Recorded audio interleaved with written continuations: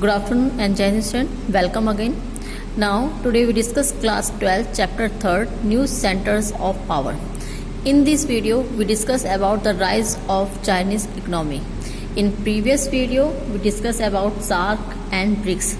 Now in this video we discuss the rise of Chinese economy. China economy success since 1978 has been linked to its rise as a greater power. China की जो economy थी वो कब से start हुई थी? 1978 से उसने सक्सेस स्टार्ट कर ली थी and in 2040 China will overtake USA economy. और ऐसा भी माना जाता है कि जो चाइना की इकोनॉमी है वो 2040 तक यूएसए की इकोनॉमी को ओवरटेक कर जाएगी। और ये क्रिटिक इस चीज़ को किस रीज़न से कहते हैं? Because population, land mass, resources, regional locations and political influence are the reason of power of China. Because जो चाइना की पॉपुलेशन है वो वर्ल्ड में सबसे ज़्यादा है, लैंड मास, यहाँ का एरिया भी इनके पास अपना है, रिसोर्सेज ये इंडिपेंडेंट है, डिपेंड नहीं है रिसोर्सेज के लिए, and regional location because China जहाँ सिचुएटेड है वो एरिया अकॉर्डिंग टू वेदर सबसे बेस्ट है, एंड पॉलिटिकल इन्फ्लुएंस बिकॉज इनका पॉलिटिकल यहाँ one party system and military सबसे बेस्ट है। And next after the establishment of people Republic of China in 1949 under the leadership of Mao, China adopted Soviet model. After the establishment of People Republic, China ने 1948 में जब leader उनके माओ leader ने 1948 में Soviet model को adopt किया। Soviet model क्या था? सोवियत मॉडल था सोशलिस्ट मॉडल। मीन्स जितनी भी कंपनीज होंगी, जितनी भी इंडस्ट्रीज थी, उन सब पे किसका रूल चलेगा? उन सब पे केवल गवर्नमेंट का रूल होगा, वो प्राइवेट इंस्टीट्यूशन के हैंड में नहीं होंगी। The model was to create a state on heavy industry sector from capital accumulated from agriculture. अब इसके अकॉर्डिंग, इस मॉडल के according the model was to create state on heavy industry को create करना and sector from capital emulated from the agriculture, और agriculture को best बनाना, not to import adjust from domestic good. और कोई भी मतलब जो भी उसकी कंट्री का जो भी गुड्स होगा वो कहीं बाहर नहीं, केवल जो भी हम अपनी जो सामान है वो हम खुद यूज़ करेंगे, कुछ भी हम बाहर नहीं भेजेंगे, ना ही हम जितने भी अदर कंट्रीज हैं, फॉरेन कंट्रीज हैं, उनके साथ कोई ट्रेड करेंगे। Next, this model allow to China to use their resources to establish industry. अब इस मॉडल के अकॉर्डिंग चाइना ने क्या करा? अपने रिसोर्सेज बनाइए, अपने रिसोर्सेज बेस कर अपने ही रिसोर्सेज से अपनी इंडस्ट्री को इस्टेब्लिश करिए। Government ensure employment and social welfare. और गवर्नमेंट इससे क्या करती? इस मॉडल को अडॉप्ट करने के बाद गवर्नमेंट का कहना था कि वो जिससे जितनी भी उसकी पब्लिक है, सिटीजन है, उनके लिए उनको वो जॉब्स देगी, उनके सोशल वेलफेयर के लिए वर्क करेगी। बिकॉज उससे पहले जो गवर्नमेंट, जो चाइना की सिचुएशन थी, ऐसा वहाँ पे जो अनएम्प्लॉयमेंट थी काफ़ी थी, बेरोजगारी बहुत ज़्यादा थी, लोगों के पास जॉब्स कम थी और पॉवर्टी बहुत बुरी तरह फैली हुई थी। And economic grow by 5-6% along with this population was also increasing by 2-3% due to which the surplus was used within country। वहाँ की जो इकोनॉमिक ग्रोथ थी, economic grow by 5-6% along with this population was also increasing by, जितनी भी economic growth होती थी वो सारी की सारी वहाँ की पॉपुलेशन के में, यानी ये कहा जाए कि जितना भी वो सामान वो लोग लगाते थे उतना सारी उनकी खुद की कंट्री में यूज़ हो जाता था, बिकॉज वहाँ की पॉपुलेशन भी उसी तरह इंक्रीज हो रही थी। So China could not export production due to parallel increase of population। इस रीज़न से चाइना के लिए सबसे बड़ी प्रॉब्लम क्या क्रिएट थी? चाइना अपने बनाए हुए किसी भी गुड्स को एक्सपोर्ट नहीं कर पा रहा था, बाहर नहीं भेज पा रहा था। And premier Zhou Enlai propose for modernization. अब इस जो उनकी प्रॉब्लम थी उसको उनको सॉल्व करना था।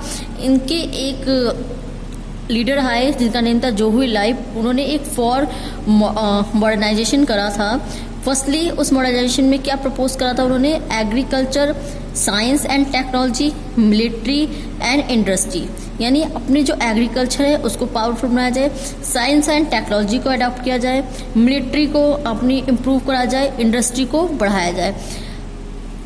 बिकॉज चाइना कहीं ना कहीं जानता था कि अगर हम अपनी एग्रीकल्चर को, अगर हम अपनी खेती को बढ़ाएंगे तो जो भी इससे हमें बेनिफिट होगा, जो भी हमें प्रॉफिट होगा, उस प्रॉफिट को हम लेंगे और क्या करेंगे, उसी से हम इंडस्ट्री को ओपन करेंगे।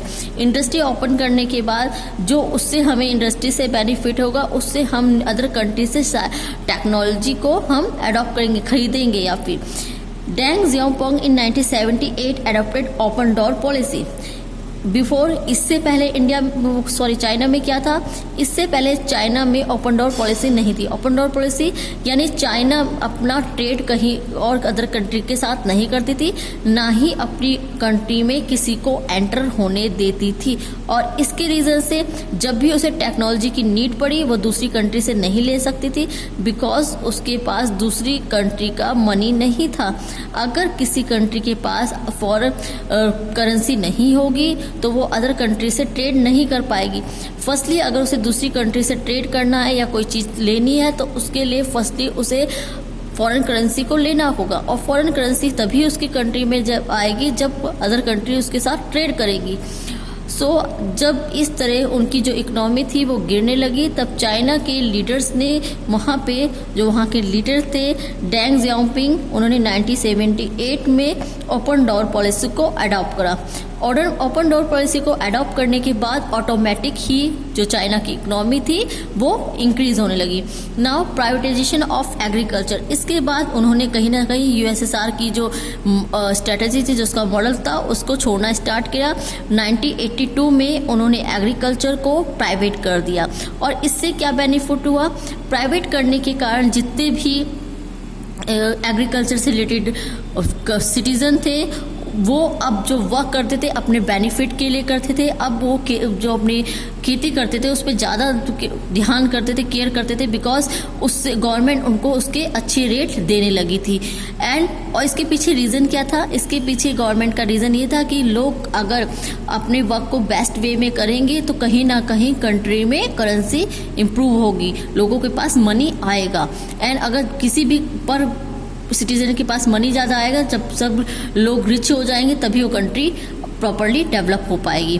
नाउ प्राइवेटाइजेशन ऑफ इंडस्ट्रीज, और 1998 में उसने इंडस्ट्री को भी प्राइवेट कर दिया। अब देखिए एग्रीकल्चर और इंडस्ट्री को प्राइवेट करने के बीच में उसने कितना लंबा गैप लिया। इस गैप का रीज़न ये था, उसने यूएसएसआर की तरह, जिस तरह हमने देखा था यूएसएसआर डिसइंटीग्रेट हुआ था और उसके बाद उसने क्या करा था, अपनी जो मॉडल था उसको चेंज करके प्राइवेटाइजेशन कर दिया था। उसके कारण पूरे यूएसएसआर को 10 इयर्स तक उसकी इकोनॉमी जो थी वो काफ़ी डाउन हो गई थी, जिसको शॉक थेरेपी का नेम भी दिया गया था। लेकिन चाइना ने ऐसा नहीं किया, उसने शॉक थेरेपी को यूज़ नहीं किया। उसने 10 इयर्स के टाइम पीरियड यानी काफ़ी लंबे टाइम के बाद इंडस्ट्री को प्राइवेट करा। ना privatisation led to increase in economy, और इस प्राइवेटाइजेशन के कारण जो उसकी इकोनॉमी थी वो काफ़ी इंक्रीज हो गई। High personal savings in the rural economy lead to an exponential growth and rural industry, और इससे कहीं ना कहीं जो उनकी जो भी एम्प्लॉयमेंट, जो भी एग्रीकल्चर होता था उससे जो मनी निकलता था उससे कहीं ना कहीं इंडस्ट्रीज को एस्टेब्लिश करा गया था। अभी हमने स्टार्टिंग से देखा कि किस तरह से जो चाइना की इकोनॉमी थी वो हाई हो गई, उन्होंने लोगों के लिए वेलफेयर के लिए वर्क करा, लोगों के लिए फैक्ट्री स्टैब्लिश करी, बट कहीं ना कहीं इसका काफ़ी डिमेरिट्स भी हुए, काफ़ी निगेटिव वे भी निकले। वो क्या थे, इसके रीज़न से जो रिच और पुअर पर्सन के बीच का दायरा था वो और बढ़ गया, और अनएम्प्लॉयमेंट कंट्री में पूरी तरह से फैल गई, लोगों का ट्रस्ट कहीं ना कहीं गवर्नमेंट से हटने लगा। Now thank you student, thank you very much, जय हिंद। In next video we discuss other topic.